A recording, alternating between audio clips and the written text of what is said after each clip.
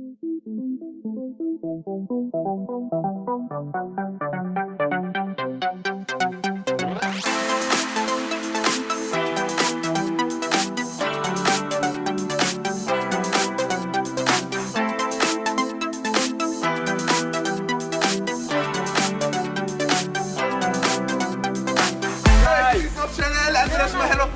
the husband? How is the goat? How are the kids? How is the family business? Hello, Habibi. Hello.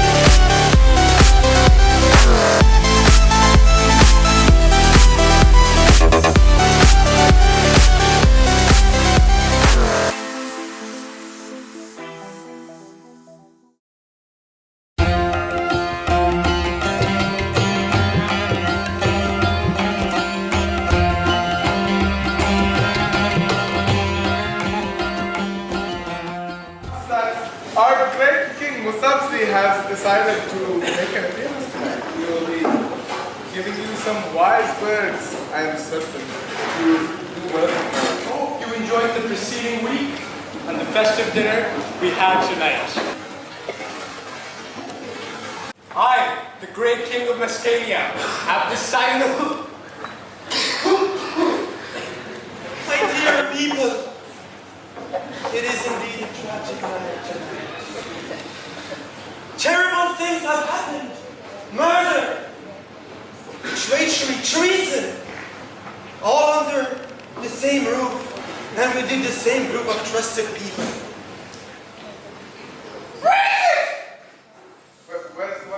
Where is my birthright? Where is my crown? The crown is Where is it? Where is it? Jester! No, go to the toilet now with it. No. You were last seen with the crown. Where is it? Crown? Crown? What crown? The crown which I cannot be proclaimed and claim the throne. Do you know what crown he's talking about? Crown. Oh, that crown! Well,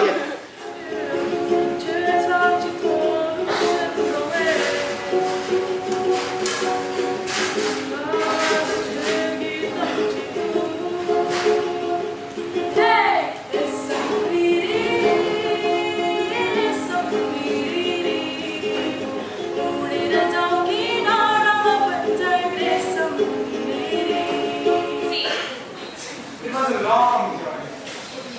Wait, did you bring us anything from your homeland? Of course I did. You get the laddu, you get the laddu, you all get laddus. What's so loud?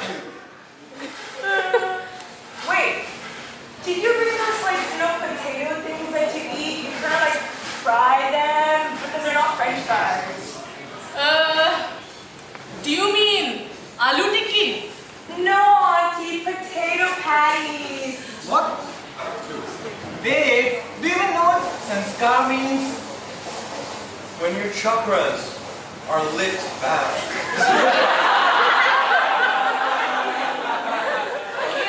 Okay. Do you guys know what the Indian national food is? Indian Indomie! Our BP is rising, guys. Wait, Auntie, you forgot about the Maggi thing, like the Maggi noodles. I like Maggi noodles. Sneha, out of all the great...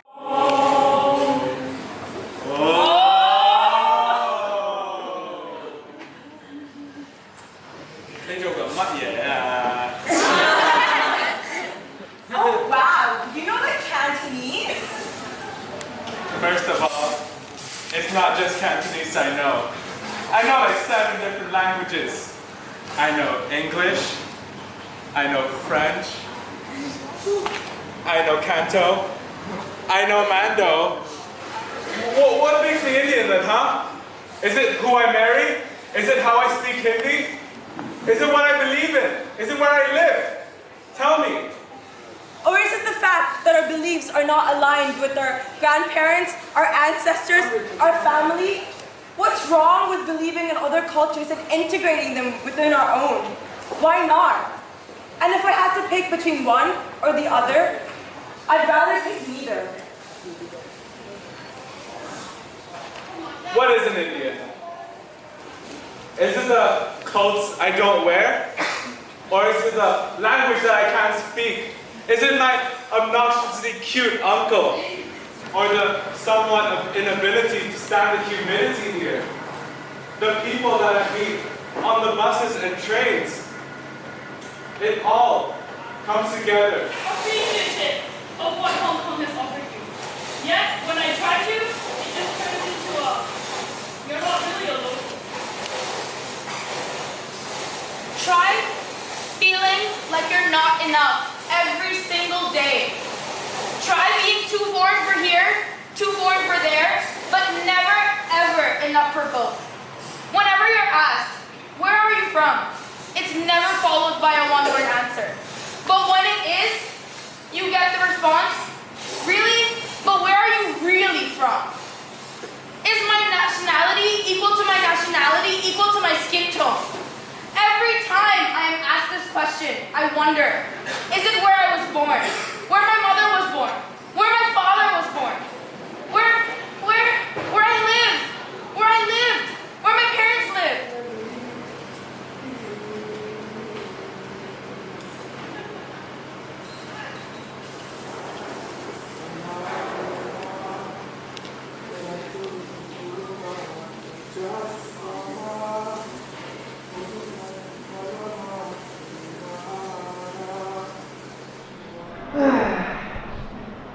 I think that this just shows us that my future prosperous kingdom is full of beautiful people and beautiful practices. Did you just say that this kingdom is full of beautiful practices? And people. Okay. Spot on! Accurate as always. Obviously, this kingdom is full of beautiful practices. You want to hear one? Why don't we listen about the beautiful treatment of the women of the subcontinent of Mesca? Why not just look at how amazing those practices are? You want to look? Let's have a look.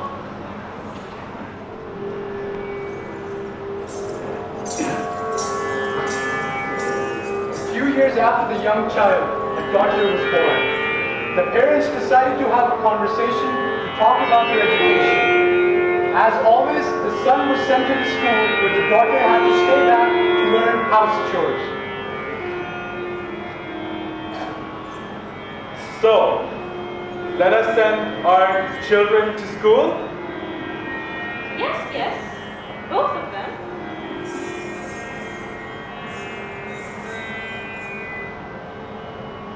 Okay. I will go apply for the public schools around our house. What? No.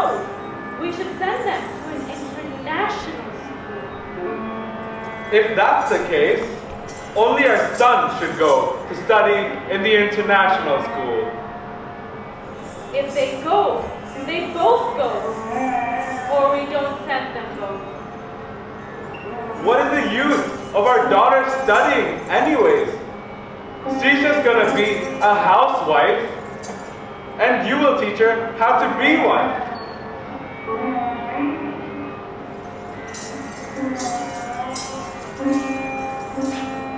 During the time of the daughter's teenage years, she decided that she wanted to go out with her friends. As she went out, she realized how unsafe it is for a woman to be alone at night, as well as how dangerous it can be. So, what are we going to do tonight? I don't know. As long as my father doesn't find out. Clubbing? What? Will there be boys? Of course! How else will we have fun? Okay.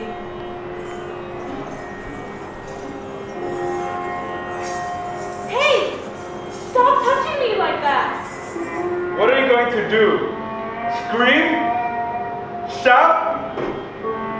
No one will hear you.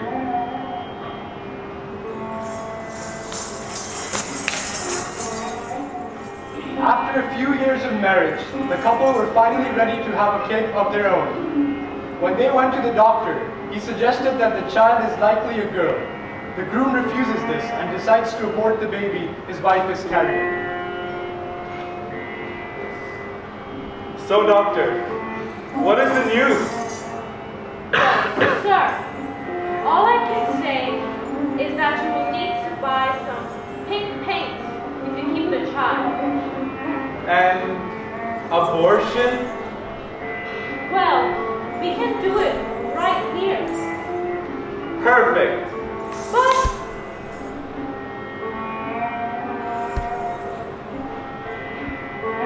listen, sons are more loyal. What good will a girl do to us anyway?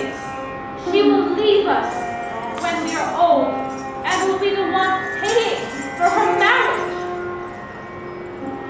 And what good will life do for her if you were her father? That's enough. Just let the women speak for once. Have you ever once thought she just wants a baby, no matter the gender?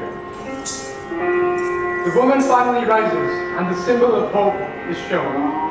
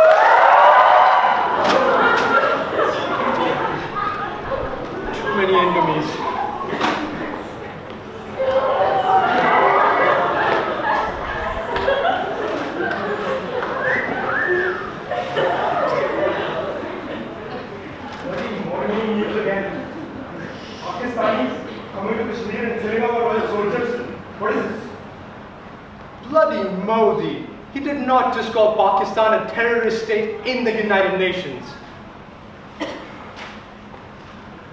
Shit! I wouldn't expect anything otherwise in a toilet.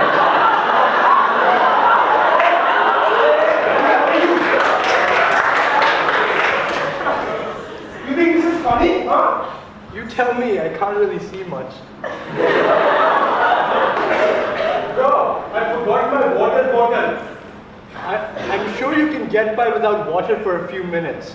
Have a drink after you're done, yeah? Hey, yeah, bro, you have to understand, I needed to get done to finish.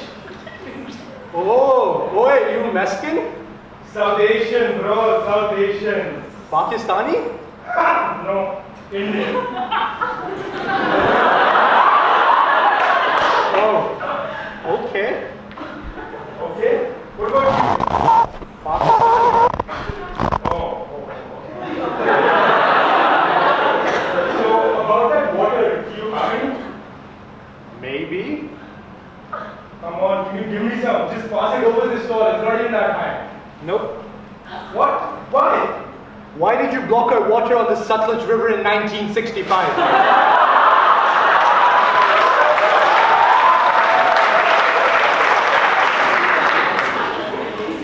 Are you seriously bringing this up? We're in a toilet, for God's sake. And we were in the middle of a war.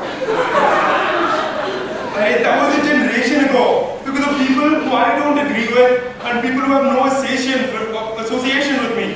Why am I paying for them? Because you're Indian. My grandfather hated your kind. And you are a filthy Paki. I'm not supposed to ask you for help. But I'm doing that now. Compromises can be made. Compromises, huh? So why don't you just hand over Kashmir? Let's not get ahead of ourselves. Kashmir is never up for negotiation. What about compromises now? What are you wanting Kashmir for anyway? You can't hold yourselves together. Your provinces want independence. To think about it, the Brits gave you Bangladesh and you couldn't even keep that. Moreover, your government continues to sponsor the Taliban and other militants who want to kill Indians in a heartbeat. You're a terrorist state. Wait, your bobbing heads are probably too thick to get this, but we hate the Taliban just as much as you do, if not more. Secondly, mind your own business, yeah? Our internal issues concern us and not you. About Bangladesh, we had nothing in common except for our religion. Moreover, the fact that Pakistan wanted complete control over Bangladesh itself was what caused the break. But Kashmir, it's more than just a piece of land, you know. It has people who are being killed every day because of the nationalism and pride of two countries and the terrible map-making skills of their colonizers. I could say more, but this is hardly the best place to address this. So you're basically saying that we are the ones who messed up and everything is our fault. More or less. Wow. Bro, you need to stop blaming everyone else for your problems. While I admit, we initially created unfair conditions for you. It's been 69 years. Get a hold of your country. Then whose fault is it? The politicians, colonialists, I don't know. So maybe it's more than anything than the stupid nationalism. Where we were taught to hate the country before we were taught how to spell it. We can't ignore the other factors either, can we? The vested interests of other entities, countries or organizations likewise, or maybe the narrow mindsets of our people due to the lack of education. But I see what you mean. You know, for Paki, you actually make some good points. We should talk about this more often. Better than starting wars on the smallest of things, I guess, for God's sake. We look like kids fighting over who gets to play with a toy car. You know, I'm really glad we agreed. So that water, can you pass it over now? Nope. What? Are you kidding me? After all of this, you filthy Pakistani, give me my water. Bro, I don't think you realize, but I don't exactly have water either. Kind of why I'm stuck here. You Pakistani trash! Just wipe it like the English do. God knows we've copied their ways enough already.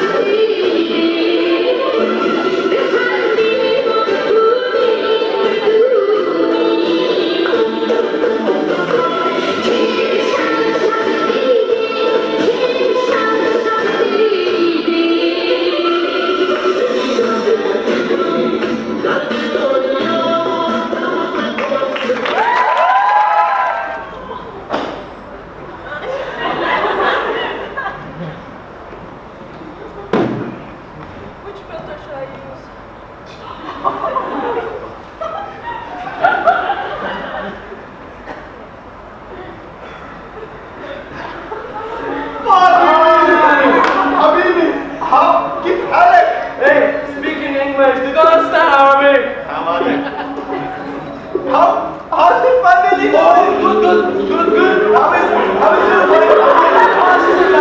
How is your other wife doing? She's under disease. What about your house family?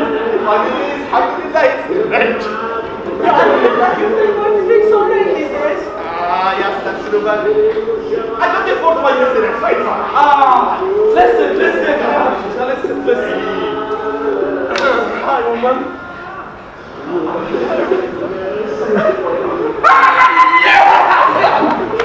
I'm sorry, hummus in my throat. Hello, my people. Hello, how are you? I missed you. I know. Hi. It's been a long time. Hey, what's up? Hey, shut up! The scene is only 5 minutes long and we have a lot of socio-political issues. This other, I swear to God, women these days, you guys, I swear to God.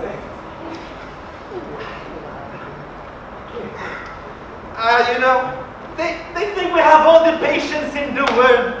It's like if they think they deserve respect. Yeah, bro. The other day, I was talking to my third wife, and I was like, يعني حياتي.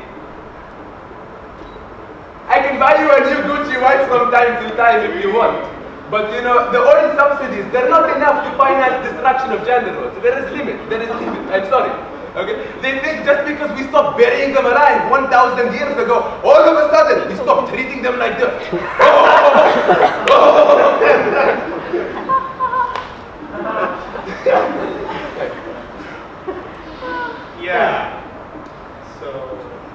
So the other day I was driving my Camel 2017 model. Yeah, Yes. And for once, I stopped at the red light. Hey.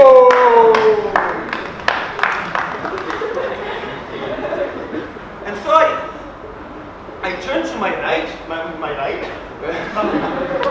and then I saw a beautiful Lamborghini. Ya habibi, my goldfish has a Lamborghini.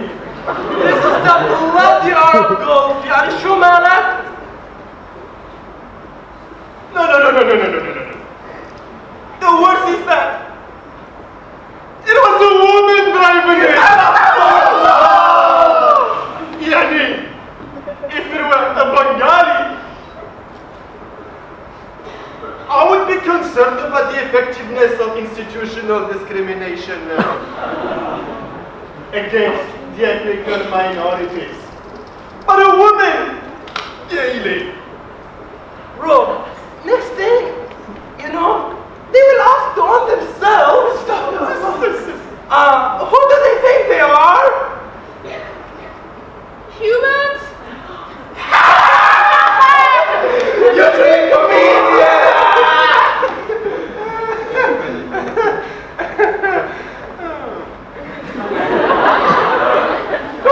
So, Antonio. Yeah, Habibi, yeah. Hello. How is the oil pumping going on? We need the subsidies for the new Rolex. Yeah, it's so good. Say no more, it is great, Habibi. It's going wonderful.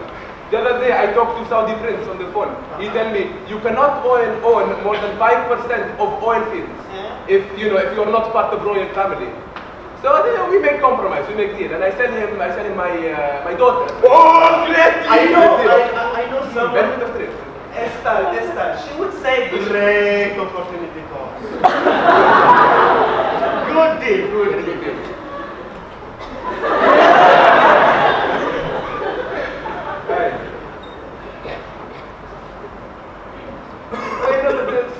The Venezuelans, they are in shit, and we're a fiscal deficit, and the OPEC.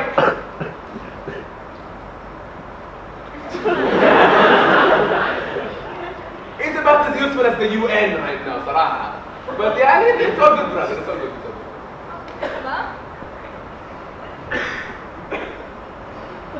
Next time. والله very تمام. It's a hard life, to be honest. يعني. A couple of days ago, I worked for 20 minutes in the oil fields. 20 solid minutes. Whoa! Chef, bro, you work so hard. I know. I need to do it. go and inflate my ego sometimes. I'll yell at some foreign labor workers. You know, after sitting.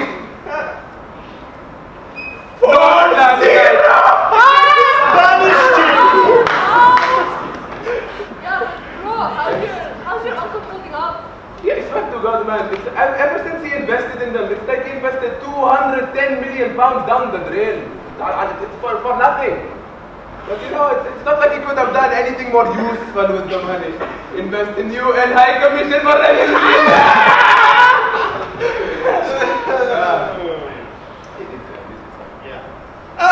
Talking about Syria, how's the grassroots revolution going on? Well, we just need to convince the people that, like, they can't actually control what happens in the government. But even though we all know that democracy, the representatives of democracy is a joke.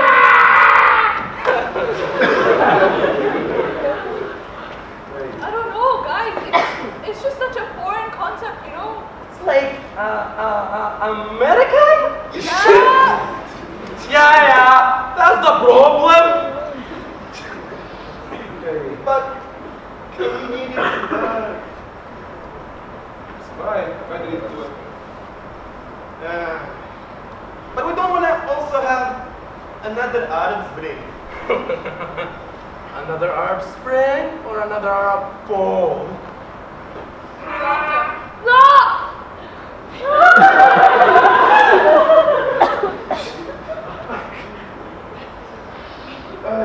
Hey, you guys, wait. I just noticed something. Where is Iran? What is it? No, you see, guys, yesterday I messaged them on Facebook, right? They said we were a bit exclusive. They freaking call kebab kebab! Well, at least they know what a kebab is, though.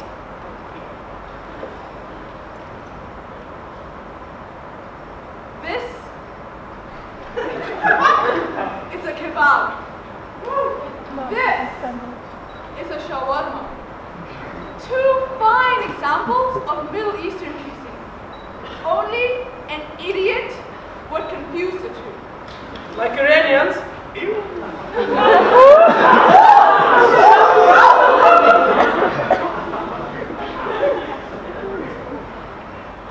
But you guys, what do we do about the state of our country? We're falling apart. You know? It's terrible. We're falling apart.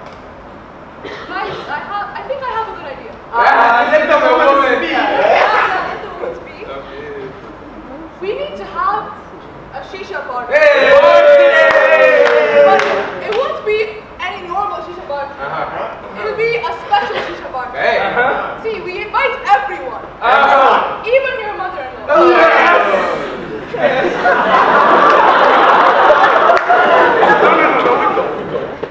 Okay, not your mother-in-law. The other mother-in-law. So, we invite everyone. You know, we should talk out our differences. You know, doesn't matter what their ethnicity is, their religion is, their gender is. You know, let's evolve. Let's not revolt. But if they are two different, we can still revolt. We We don't know. It just doesn't work, man. What we do is we educate ourselves. We speak. We demand.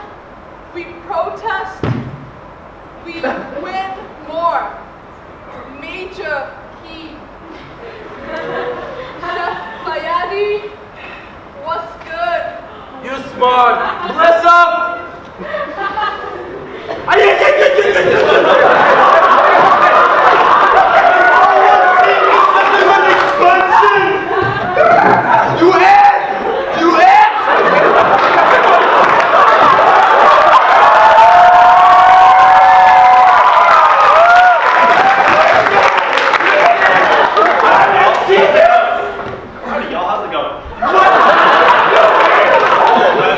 Neutralizing terrorist insurgents and setting up puppet democracies to help me get some oil.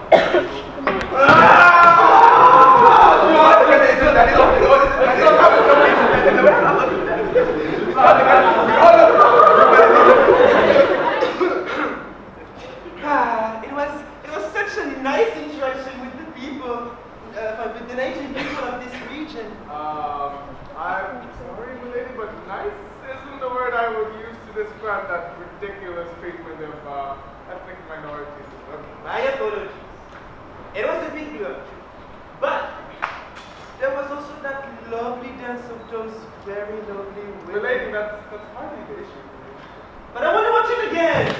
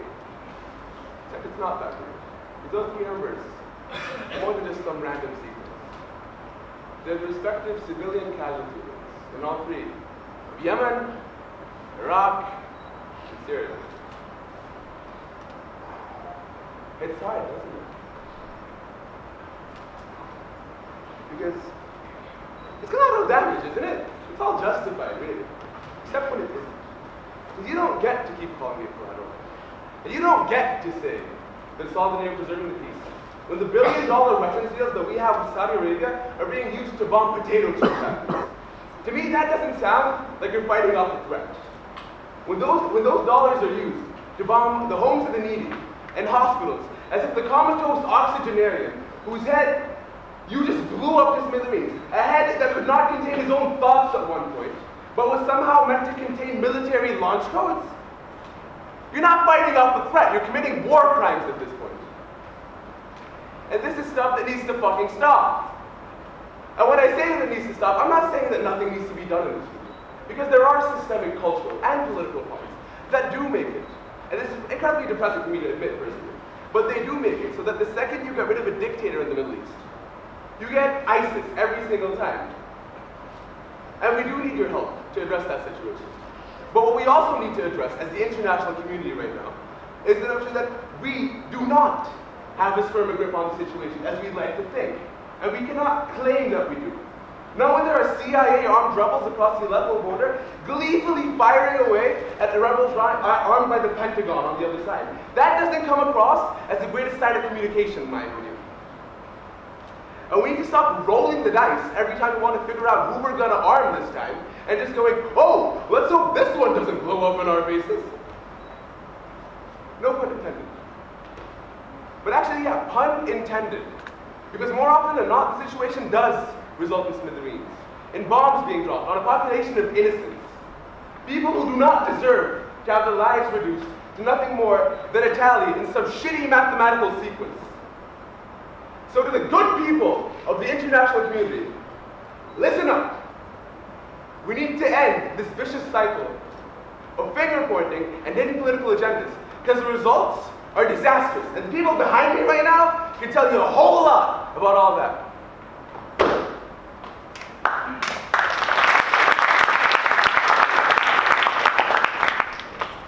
More than 40 years ago, the Sahrawi citizens had to leave their homes because of the occupation. They went to Algerian city called Tindouf, in the middle of Hamada Desert, when it's tremendously hot in summer and strongly cold in winter. No drinkable water, nothing. All we have is international help. Living in mud houses, no education, no future, nothing we have. At the moment, there are more than 250,000 refugees living in Algeria. No dreams to live for, nothing to live for. All we have is what the international help gives us. And in this difficult situation, we are still fighting for our rights. The rights that we were denied and we have lived without for a long time.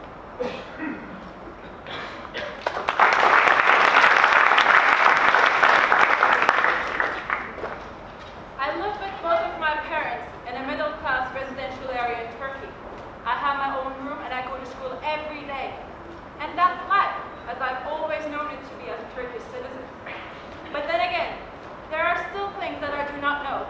For example, I don't know how the Syrian family living at the corner of our subway station survives. I don't know how the man who goes through our garbage every day with his son stays at night. I don't know how it feels to look at a Greek island from the very same beach where I spent my summer tanning, and to think, we're there. We're there. We're almost there. I don't know how it feels to experience these, to feel like that at all, but neither do you, or anyone else in this room. And I assume that we don't want to either. But they do. The 3.1 million refugees in Turkey and an additional 60,000 in Greece know it. They know what it means to be referred to as a number in a UN report that nobody reads. They know the struggle of having to live outside a refugee camp because of overcrowding, and to be considered lucky to find a job with a 16-hour shift a day, which pays less than $2. They know the responsibility and the pressure they feel as a whole nation for one extremist or one pervert. They know, and they will continue to know, until this one blows over and a new one begins. Maybe then, perhaps the name of the nation changes, but the story remains the same. It always does.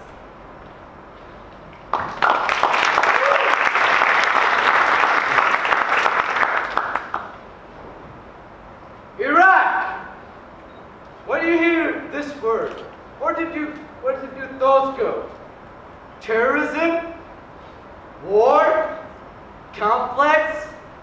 Oil? It's one of the most popular countries in the world now.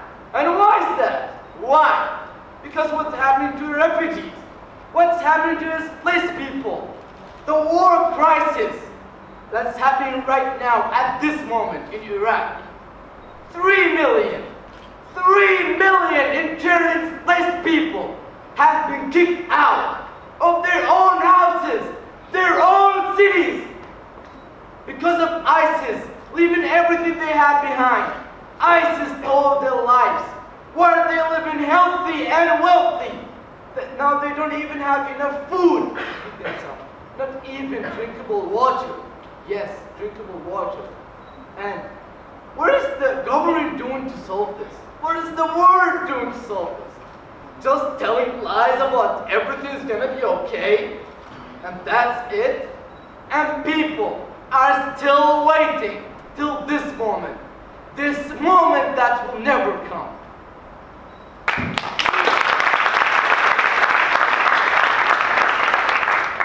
These days, seems like everything's about the numbers, doesn't it? 5 years of conflict, 4.8 million refugees, 400,000 total Syrian deaths. But beyond the numbers and beyond the statistics, do any of you really know what's happening?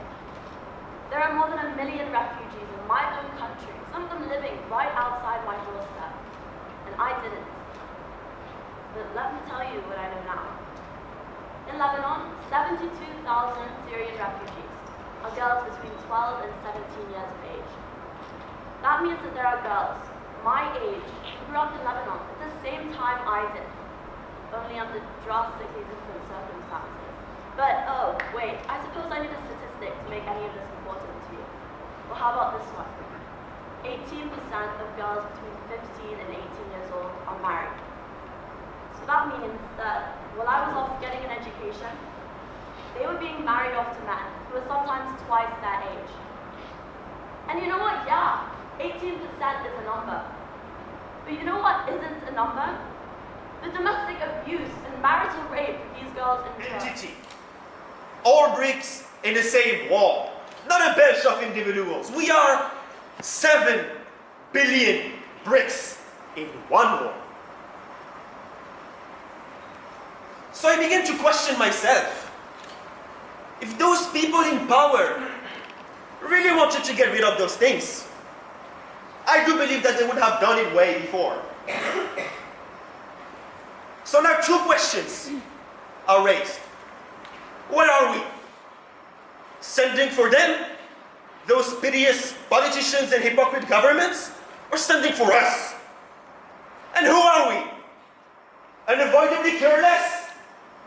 Or do we just care less? Forcing you to evacuate your house? Well, this is what happens. What did they do to deserve this? Do you think they chose to come to this world full of suffering? Because, believe me, if I had the choice, I wouldn't have come. Why? You ask me why. Why would I want to come? Tell her